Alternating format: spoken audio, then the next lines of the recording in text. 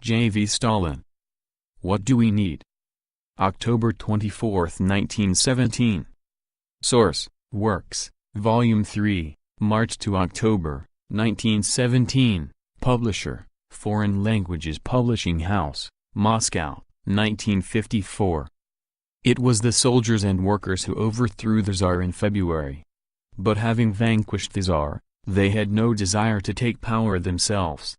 Led by bad shepherds, the socialist revolutionaries and Mensheviks, the workers and soldiers voluntarily turned over the power to representatives of the landlords and capitalists, the Milyakovs and Lvovs, the Guchkovs and Konovalovs. That was a fatal mistake on the part of the victors. And for this mistake the soldiers at the front and the workers and peasants in the rear are now paying dearly. When they overthrew the Tsar, the workers thought they would receive bread and work. But what they have received is high prices and starvation, lockouts and unemployment. Why? Because the government consists of appointees of the capitalists and profiteers, who want to starve the workers into submission. When they overthrew the Tsar, the peasants thought they would receive land.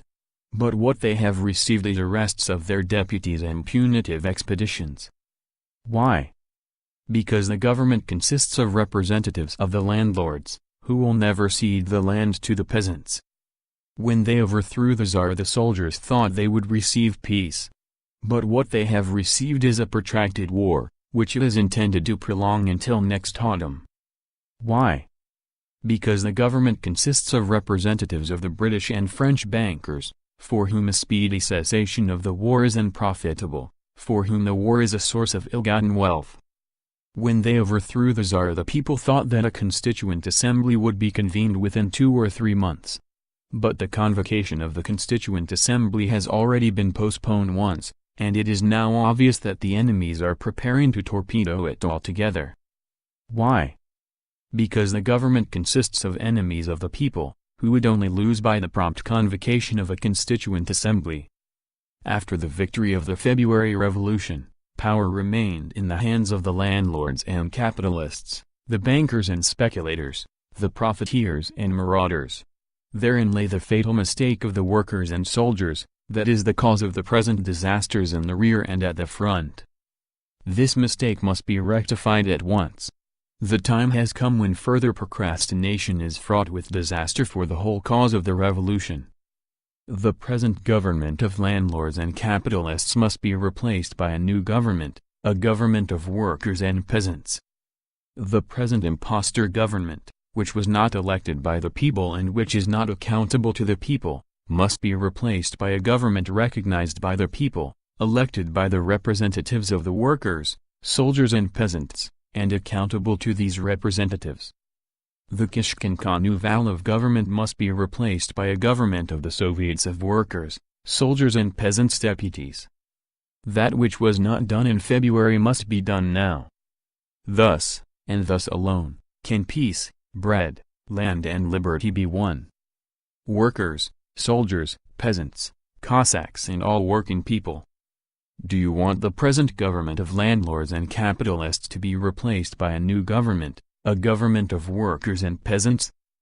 Do you want the new government of Russia to proclaim, in conformity with the demands of the peasants, the abolition of landlordism and to transfer all the landed estates to the peasant committees without compensation? Do you want the new government of Russia to publish the Tsar's secret treaties, to declare them invalid, and to propose a just peace to all the belligerent nations? Do you want the new government of Russia to put a thorough curb on the organizers of lockouts and the profiteers who are deliberately fomenting famine and unemployment, economic disruption and high prices? If you want this, muster all your forces, rise as one man, organize meetings and elect your delegations and, through them, lay your demands before the Congress of Soviets which opens tomorrow in the Smolny. If you all act solidly and staunchly, no one will dare to resist the will of the people. The stronger and the more organized and powerful your action, the more peacefully will the old government make way for the new.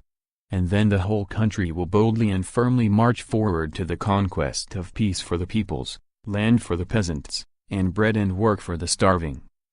The power must pass into the hands of the Soviets of workers, soldiers and peasants deputies, A new government must come into power, a government elected by the Soviets, recallable by the Soviets and accountable to the Soviets.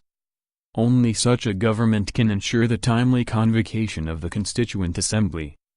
Rabicki put, number 44, October 24, 1917.